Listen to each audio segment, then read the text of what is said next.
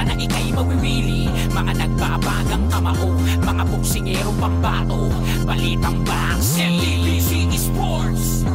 Yo mga par, kamusta? So halos isang buwan na lang nga po mangyayari na ang kauna-unahang undisputed fight sa pagitan ng ating kababayan na si Marlon Tapales kontra kay Naoya Inoue na gaganapin sa Japan, kung saan mga idol kahit dihado ang Pinoy World Champion sa pound for pound boxer pagdating sa prediction sa mga boxing experts na inaasahan nila mga idol na knockout lang din ang aabotin ni Marlon Tapales sa laban nito kay Inoue. Bagamat kahit maliit lamang na porsyento ang nagbibigay ng props sa Pinoy para makakuha ng upset kontra sa Hapones, nagbigay naman po ng magandang advice ang 4 Division World Champion Nonito Donaire Jr. para sa kababayan nito na si Marlon Tapales. Tips kung paano madali si Inoue sa laban. At ayon sa Filipino Flash mga idol, wag daw pa kumpiyansa si Marlon Tapales kay Inoue, lalo na sa mga unang bahagi ng bakbakan. Dapat daw mga idol solid ang depensa nito para sa mga atake ni Inoue. Hindi naman sinabi ni Flash mga idol ang rason, pero parang gustong sabihin nito mga idol na sa ganitong pagkakataon talaga delikado ang lakas ni Inoue. Dito mo talaga mararamdaman ang sobrang lakas ng Japanese Monster, kagaya sa nangyari mismo kay Flash, kung saan round 1 pa lang bumagsak na ito sa lona dahil sa hindi daw nito maintindihan na lakas ni Inoue. Yun daw ang pinakamabigat na kamao na tinanggap niya sa kanyang buong boxing career.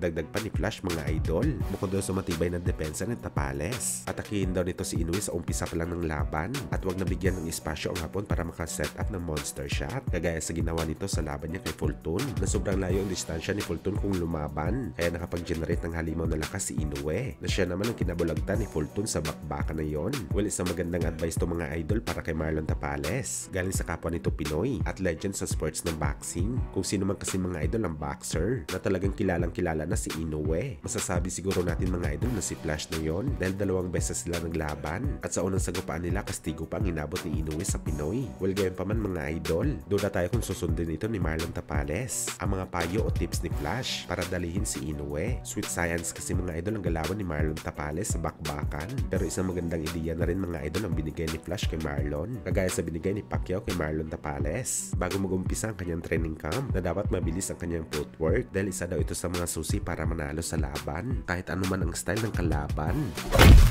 Sa kabilang banda naman mga idol, ayon nga po sa ilang membro ng Team Casimero na merong connection sa Treasure Boxing Promotion, brutal nila mga idol sinabi na sa ngayon daw pilit nakikipagnegosasyon ng promoter ni Casimero para kunin ang laban kay Sam Goodman, Morodion Akhmadaliev at ang American fighter na si Rais Alim para sa next fight ni Cuadro Alas. Subalit ang medyo malapit daw mga idol na pwede talaga makalaban ng Tobong Ermok, ang dating unified champion na si Morodion Akhmadaliev. Well, isang napakagandang balita to mga idol para sa kampo ni Alas, kung sakali mapalaban talaga ito sa mga bigati na pangalan sa kanyang dibisyon para masubukan kung gaano talaga ito katibay sa 122 pounds. Bagamat gayon pa man mga idol, wala pa namang confirmation kung ito talaga ang balak gawin ng promoter ni Alas. Hintayin na lang natin mga idol ang official report nila, baka kasi maraming na naman umasa ng mga boxing fans na sa una mga bigatin daw ang kalaban ni Casimero, pero ang ending pala mga idol, rematch lang din pala kay Uguni ang next fight ni Cuadro Alas.